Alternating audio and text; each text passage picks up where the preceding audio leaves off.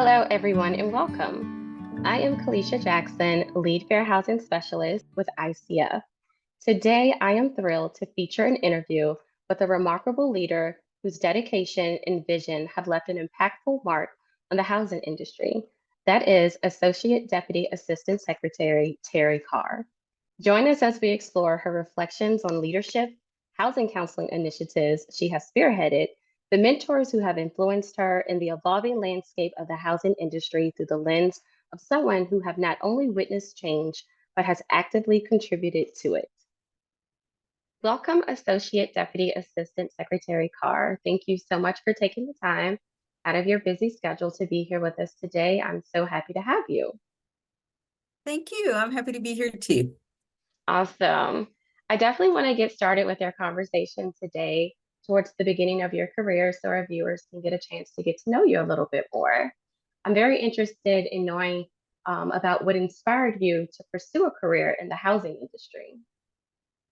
Well, that's an easy one. I come by it very honestly. I am a child of the 80s of the very high interest rates, and I'm from Oklahoma, which is where Penn Square Bank failed and started the first S&L crisis, the first big banking crisis we had in the country. A lot of banks closed and caused a pretty big depression in my community. And so what I learned from that is there were a lot of people who, as a result of that, lost their homes. And then eventually the economy was turned down such that we lost our home as well. So I have always really believed in the importance of having housing. And I think, people ought to be able to purchase homes and be able to sustain them. And so that's how I got interested in housing. Started out working on Capitol Hill in banking and housing. Worked in very early in my career, worked at the Federal Reserve because, as you know, banking and housing are very related. And so I've always had an interest in housing policy. Thank you so much for sharing that information. I find that very inspiring, especially when it comes to focusing on, unfortunately, the housing crisis. I also am very interested in knowing how do you feel about your new promotion, being the Associate Deputy Assistant Secretary? Congratulations. Thank you. I'm excited about this role. And one of the most interesting things about it is having had this long-term interest in housing policy, this role really kind of is a capstone in that, I started out on Capitol Hill doing policy. I have worked for Ginnie Mae, which is a government-sponsored organization. I worked for FHA.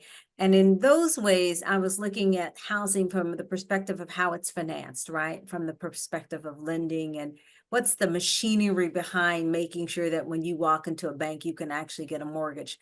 And coming to housing counseling has been great because all of that is sort of 2 or 3 steps away from what the consumer actually experiences. But when I come to housing counseling, I have the opportunity to work with folks who are really doing the day-to-day work of helping people navigate our complex housing finance system and actually use it to create home ownership and to be able to achieve some things, achieve lifelong dreams by becoming homeowners.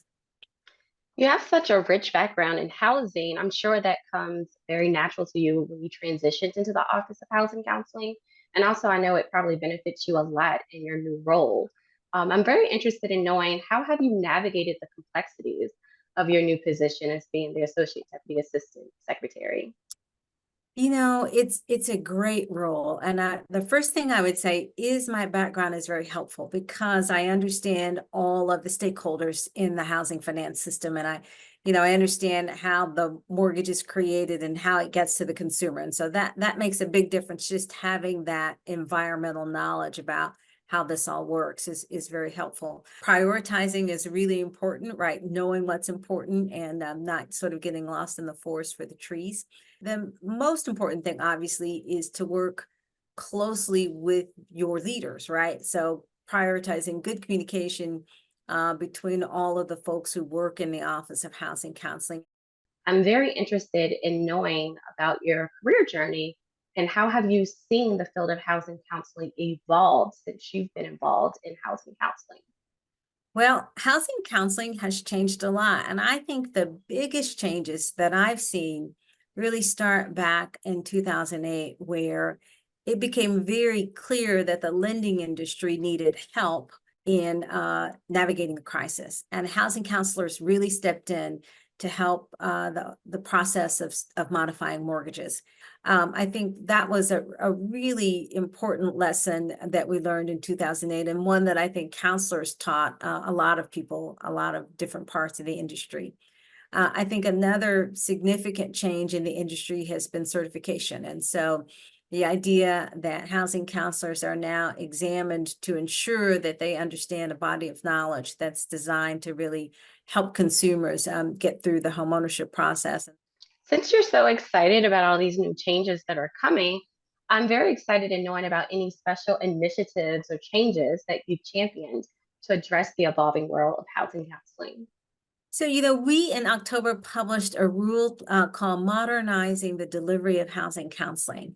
And in that rule, we essentially tried to make permanent some of the things, or trying to make permanent some of the things we learned through COVID, which is it's possible to deliver counseling virtually.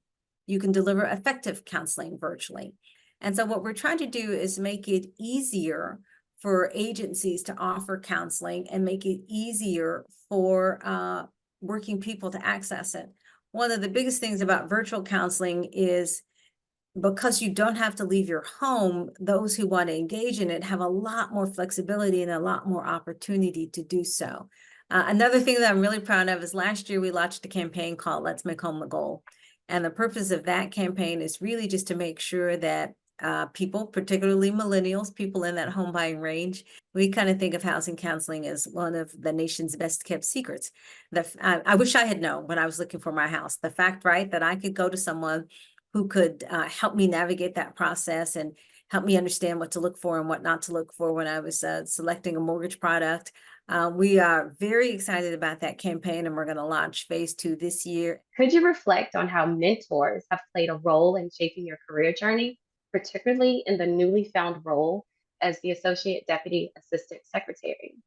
I've had so many mentors, but the first and foremost I'm going to say was my mother, because she was the person who sort of said to me, "You can do whatever you want." Sometimes that's a dangerous thing to say to a child, I think, but she said it, and I took it to heart. And she was a participant in the civil rights movement. I'm from Oklahoma, and Oklahoma is the birthplace of the sit-in. They were actually started by a woman who was a high school teacher in Oklahoma, a good friend of our family. And she had taken her African-American students, Black students, to New York. And when they went to New York to Broadway to see some plays, they didn't have to go in the back door of any of the restaurants or buildings or stores in New York. And so they thought, well, we need to change this at home. And so they did the first sit-in, and then it became something that was copied all around the world. And so what I learned from her is, at a very young age, she was participating in something that really changed the course of the United States, right? And so, I learned to speak up for what's right, and I learned to take risks in what you want to do, and so I'm very appreciative of that.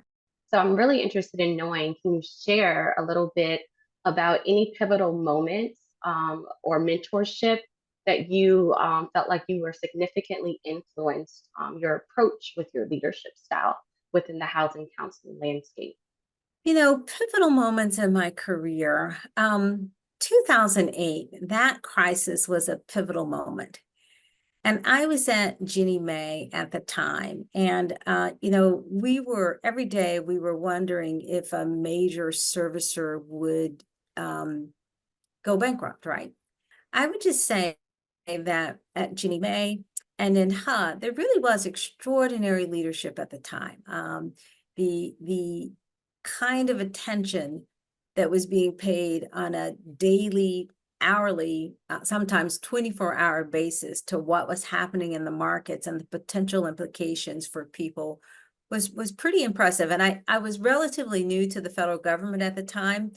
The federal employee workforce is really committed to the good of the people. And so everybody I worked with is thinking about, what are the implications for average people if something goes wrong? Having been through the first savings and loans crisis and knowing that, these kinds of things can lead to extraordinary devastation economically, it was impressive to watch. And I think that was a pivotal moment in my career. It was also a moment where it became clear that in the big policy picture, we were paying a lot of attention to financial institutions and to the larger economic concerns of the country.